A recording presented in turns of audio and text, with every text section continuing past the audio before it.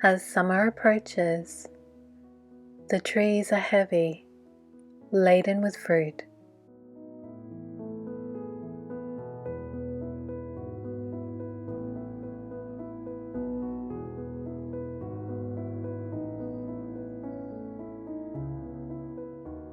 Meanwhile, there's lots of activity.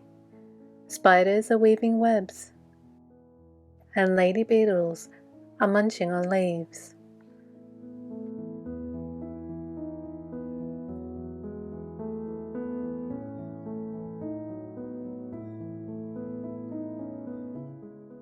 And there are visitors too.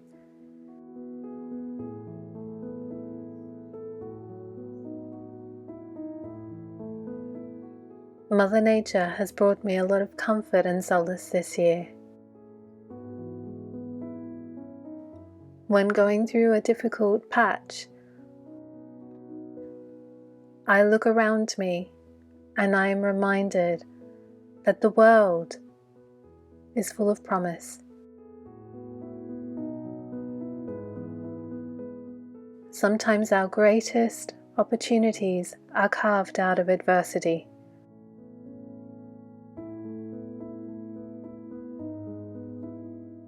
So I'm curious, Wonder Weavers, what are some of the little wows you have seen lately? I'd love you to share with me.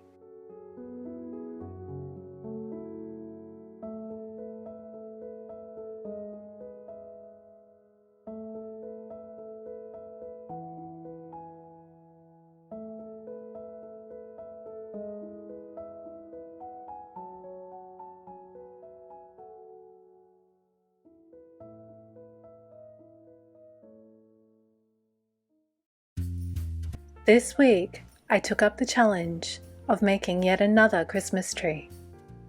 Last year, I made my very first Christmas tree, and I learned a lot from the experience. I'm going to make a smaller Christmas tree for the dollhouse, and this time round I'm going to use materials such as chenille sticks and paper. I will use a long chenille stick for the trunk of the tree. Meanwhile, for the tree's branches, I've cut up 4 chenille sticks. And now for the tree's leaves, I'm cutting strips of paper and I'm cutting up green Italian crepe paper.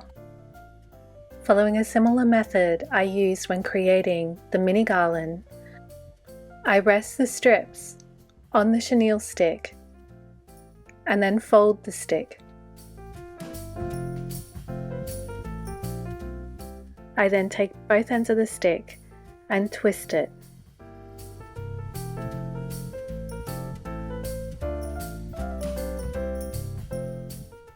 I repeat this step until I've made all of the branches. I then place and twist the branches onto a long green chenille stick.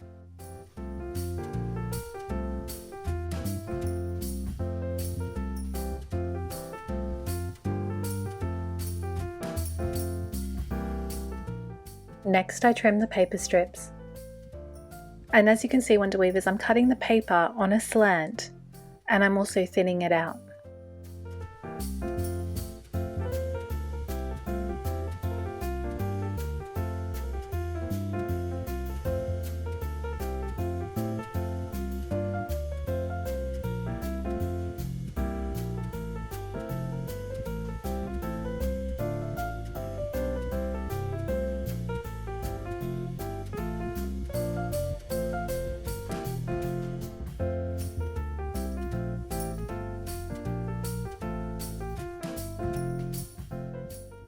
Looking at the tree, I can see it's a bit bare, so I dab the sticks with a little bit of wood PVA glue and sprinkle them with spring foliage. This is Crafter's Corner's spring foliage.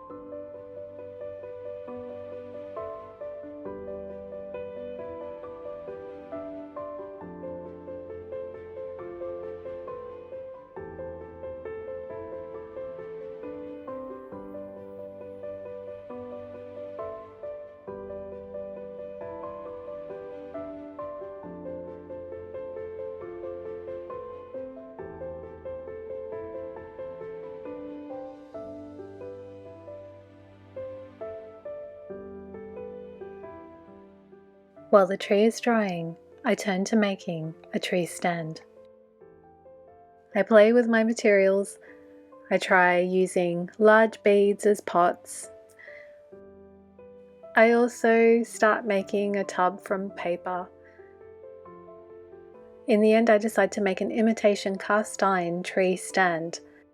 And one of the main reasons for this is I know that clay will add a little bit of weight, helping to hold the tree upright. With a rolling pin, I roll out a small amount of clay. To decorate the base of the stand, I stamp the clay.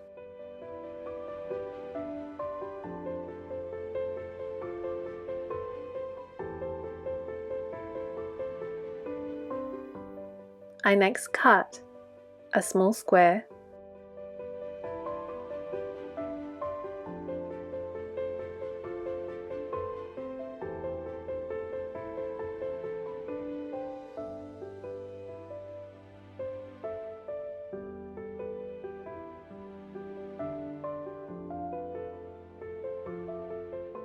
I then add 4 small balls of clay to each corner of the square, and these will be the stand's feet.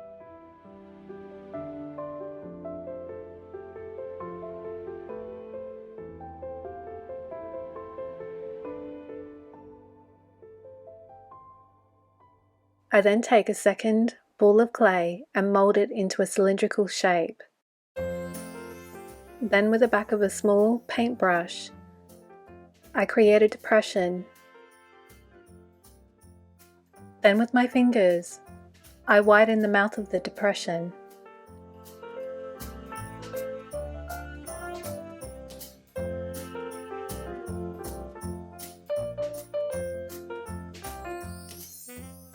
With the flat side of my hairpin, I spend some time conjoining the various parts of the stand and defining the feet.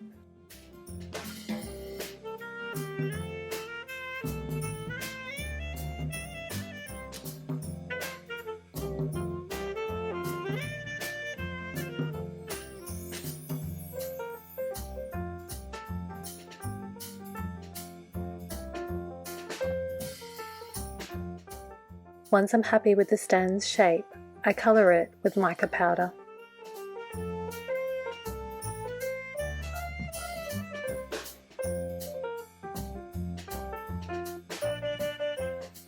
And then, once completely covered, I bake the stand in the oven.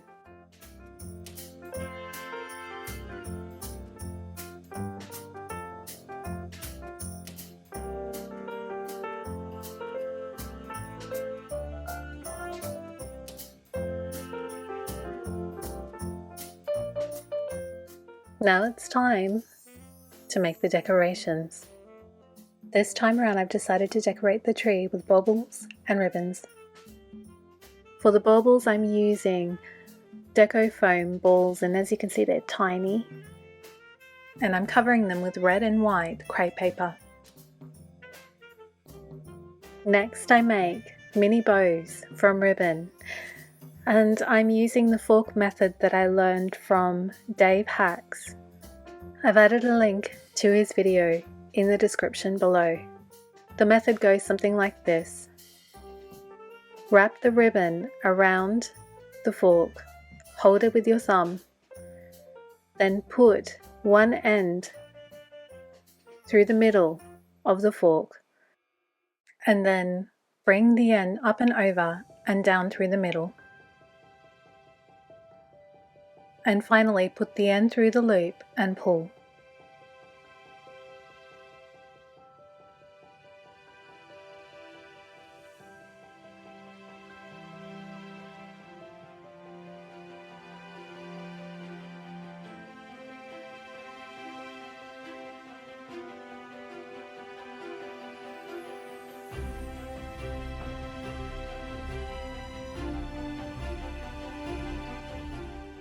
To add a touch of gold to the tree, I string small round beads, golden colour, onto tiger tail.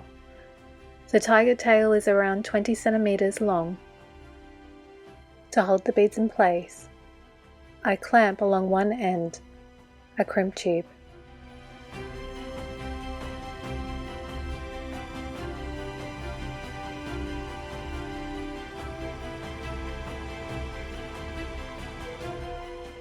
Now it is time to decorate the tree.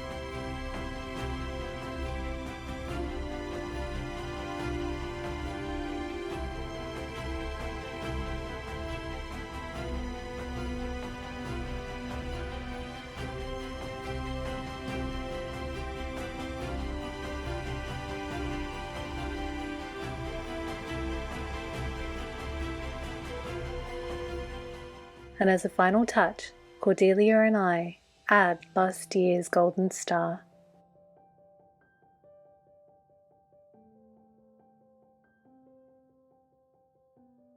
We will now have to wait until Christmas Day to find out what little delights are left under the tree.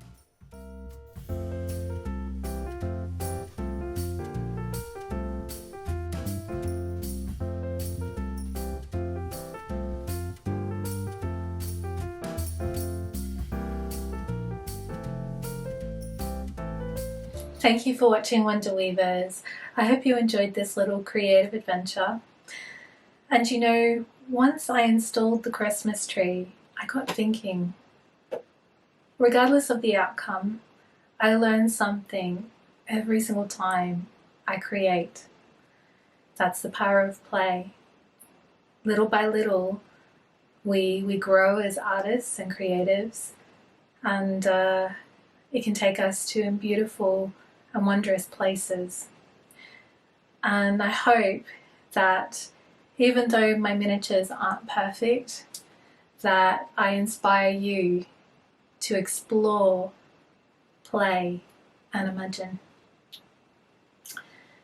So I'm curious, Wonder Weavers, what are your creative projects teaching you at the moment? I'd love you to share a little bit about your projects in the comments below if you feel comfortable.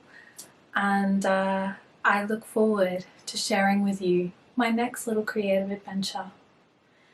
So until then, Wonder Weavers, take care, stay well, and don't forget to play. Adios, ciao. Now that we've decorated the Christmas tree, Cordelia, what do we need to do next? Ah yes, we need to decorate the table.